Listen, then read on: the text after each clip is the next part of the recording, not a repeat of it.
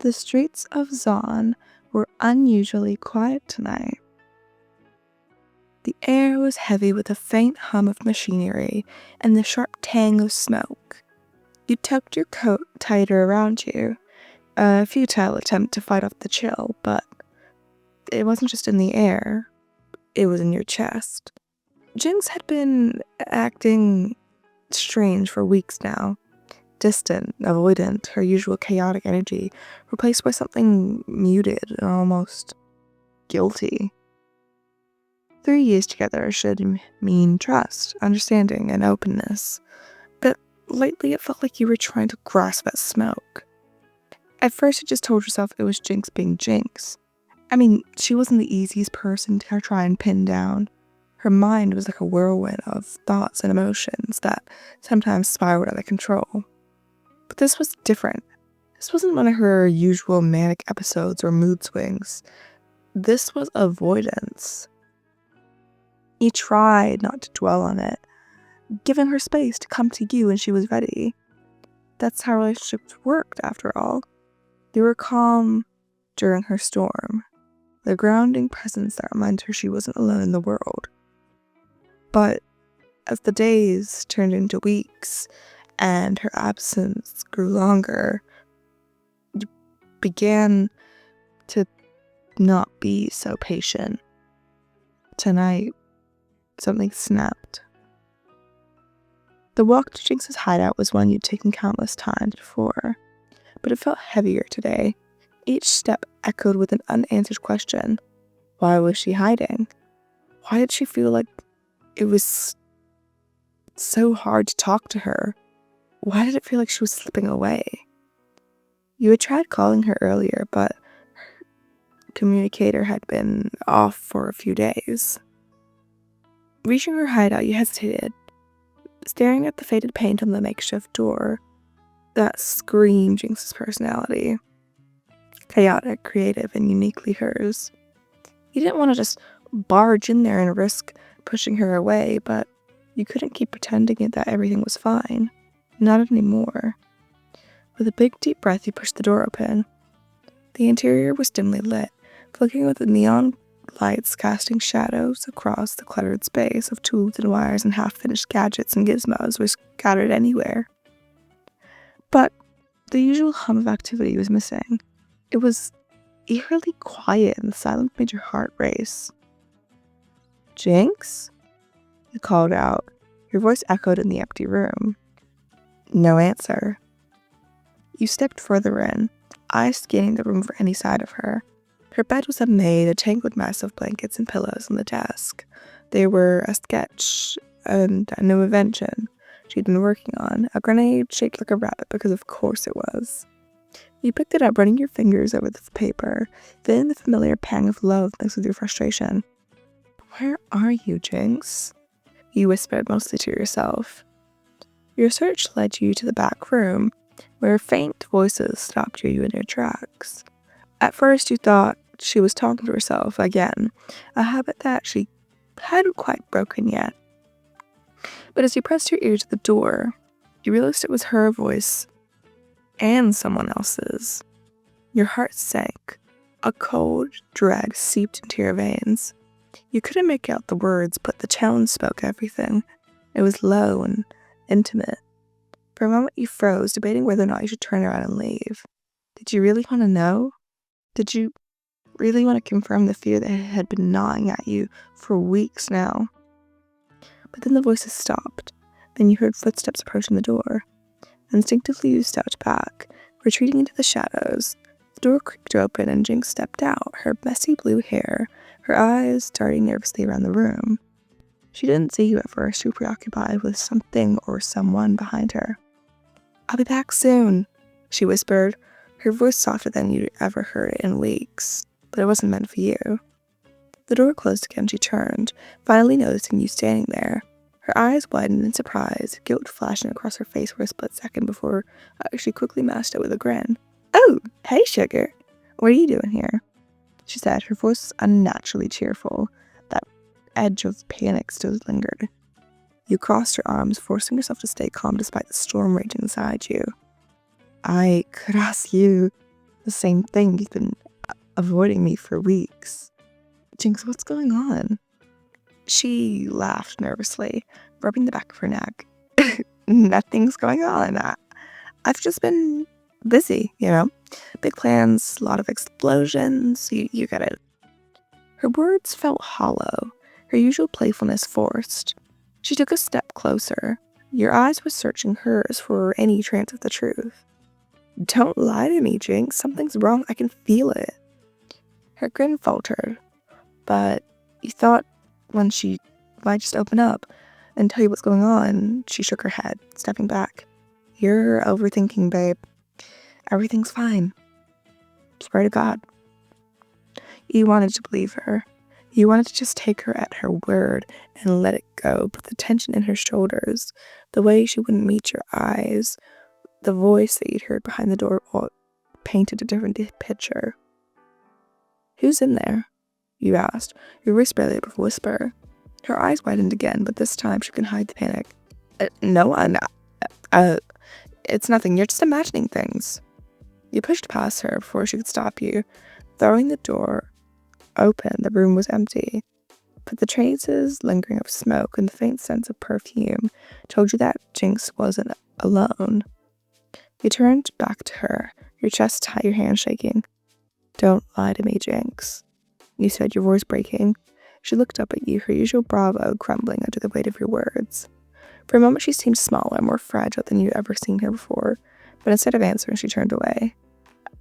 I can't do this, she muttered, voice barely audible. Your heart shattered, but you forced yourself to stay strong. We can't... You can't keep running from me, Jinx. We've been together for 3 years. If something's wrong, you need to tell me. She didn't respond. Her silence was loud, louder than any words she could have produced. You took one last look at her. The girl you'd loved for 3 years was now nothing but a stranger. I'll let you figure out whatever this is, you said, your voice steady despite the tears welling up in your eyes. But I'm not going to wait forever, Jinx. Decide what you want. Without waiting for a response, you turned and walked out. The weight of her silence was crushing you with every step. As you stepped into the cold, dawn night, you couldn't help but just wonder if you just walked away from the girl that you loved, or if she had already left you much before this night. A year had passed since that night in Zaun. The night you'd walked away from Jinx and the tangled mess of emotions that she'd left you with. It hadn't been easy to move on. Some nights, the memories of her laughter, her chaos, and her presence just crept into you, but they no longer consumed you. Now you were happy. Truly happy. Your new girlfriend, Kala, was everything Jinx wasn't. She was calm and steady, and her presence was soothing. It was like a balm for the scars that Jinx had left behind.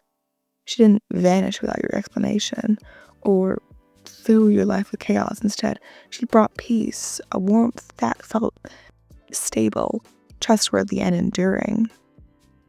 You were walking through the bustling streets of the Piltover with Kala. She was right by your side. The sunlight bathed the polished buildings in the golden glow, a stark contrast to the grimy neon haze in Zaun. Kala's hand slipped into yours, her gentle touch, yet grounding.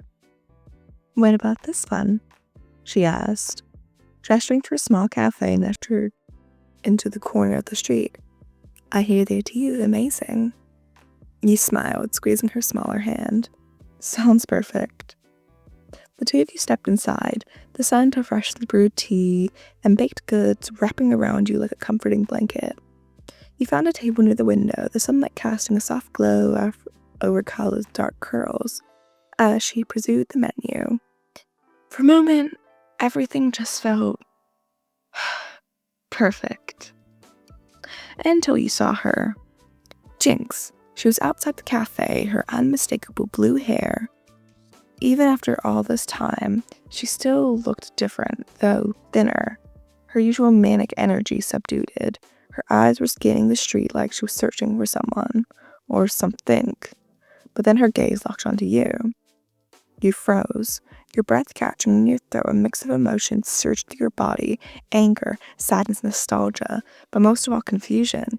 You hadn't seen this girl in a year, and now she was just here, standing just a few feet away, staring at you like she seemed some kind of ghost. Everything okay?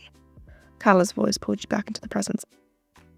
Oh, yeah, I just thought I saw someone I knew. You mutter out as you tore a gaze away from Jinx, forcing a smile for your girlfriend. Before Kyla could ask a question, you further to the door when the cafe opened and Jinx stepped inside. She looked nervous, which was rare for her. Jinx was always one with too much confidence, too much energy, and now she seemed almost timid. Her eyes darted between the setting, and they were back on you. You knew there was no avoiding this. Lan? Her voice was soft, hesitant, as she approached her side. Carla looked up at you, her brows furrowed slightly. Friend of yours? She asked. You hesitated, unsure how to answer. An old acquaintance. Jinx flinched at the word, but she quickly masked it with a shaky grin.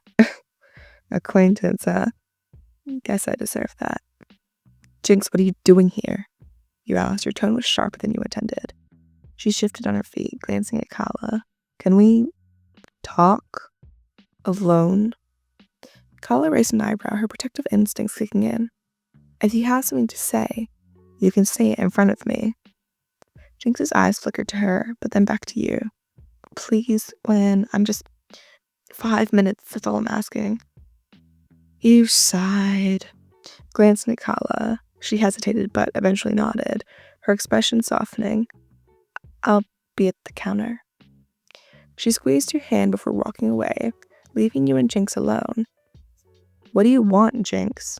You asked, crossing your arms. She looked at you, her blue eyes filled with a mix of regret and longing. I wanted to say I'm sorry, she said, her voice trembling. For everything, for the way I treated you, for lying, for hurting you, for all of it. You didn't say anything, just let her words hang in the air. I messed up, she continued, her voice breaking. I know I did. I was scared, okay? I didn't know how to handle it. I cared for you so much, and I pushed you away. And then, when I made a mistake, I didn't know how to face it. The weight of her confession settled heavily on you. You had spent months antagonizing yourself over what had happened, what you did wrong, that you weren't good enough to keep her from pulling away. And now here she was admitting her own fears and insecurities that had driven her to destroy what you had. I've changed, she said, stepping closer. I've been trying to fix myself for you, to be better. You felt a pang in your chest, though you quickly shoved it down. It's been a year, Jinx. A year. You can't just show up out of nowhere and expect me to what? She interrupted, her voice raising.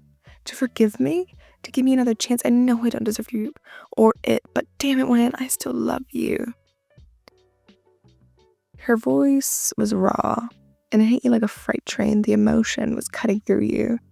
Before you could respond, a familiar presence returned to your side. Kala. She placed a hand on your shoulder. Everything okay out here? She asked. Her voice was calm but firm. Jinx's gaze shifted from her to you. The moment she realized the truth, her face fell. Her shoulders slumping at reality of your new relationship sunk in. Oh, she said softly, more to herself than you. Yeah, you confirmed her silent request. Jinx nodded, swallowing hard. I see. For a moment she just stood there, eyes darting between you and Kala, and then she turned to leave, but before she walked out the door, she glanced back at you one last time. I'm sorry, she said, her voice barely above a whisper. I hope you're happy. As the door closed, you felt a strange mix of emotions. Relief, sadness, closure. Your girlfriend squeezed your shoulder, her voice gentle. You okay? You turned and offered her a small smile. Yeah, I think I am. And for the first time in a long time, you truly believed it. But in the back of your mind, you wondered if you made the right choice. So now you have to make a choice.